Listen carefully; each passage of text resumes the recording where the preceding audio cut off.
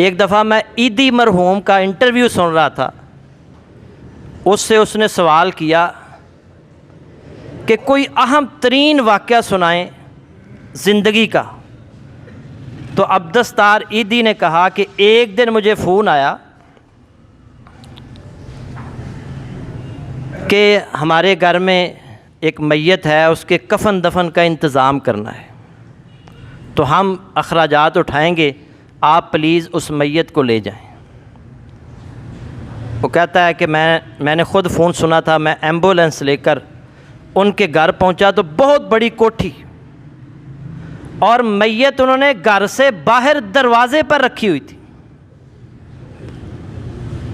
और उसने इतने पैसे मुझे दिए, कहने लगा जी मेरे वालिद साहब हैं, फ़ौत हो गए हैं, तो आप इनके कफन दफन का बंदोबस्त कर लीजिए। बस इतनी उसने बात की, और उसकी बीवी बार बार पीछे से आवाज़ लगा रही थी, जल्दी आ जाएं, फ़्लाइट लेट हो जाएगी, फ़्लाइट कहीं निकल ना जाए।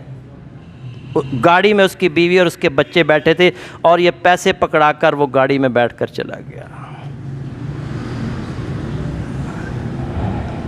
इसी तरह मैं किताब पढ़ा था इन दिनों के अंदर वालिदैन के हवाले से, उसमें भी एक वाक़या लिखा हुआ था, ये लाहौर का वाक़या।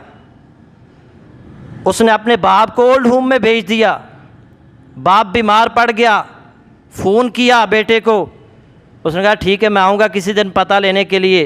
वो बाप इंतज़ार करते करते बेचारा मर गया। फिर उन्होंने फ़ोन किया, जी आपके अब्बा जी फ़ौत हो गए हैं।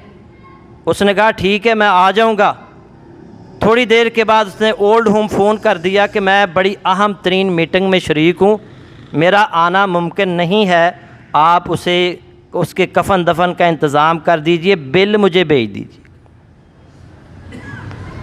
और कितने ही ऐसे सैकड़ों वाक़यात। मैंने ये वालिदैन के हवाले से क्यों शुरू किया, हमारी मस्जिद के कुछ नमाजी बार बार मुझे कह रहे थे कारी साहब ये वालिदैन के हवाले से कोई पढ़ाएं जुम्मा।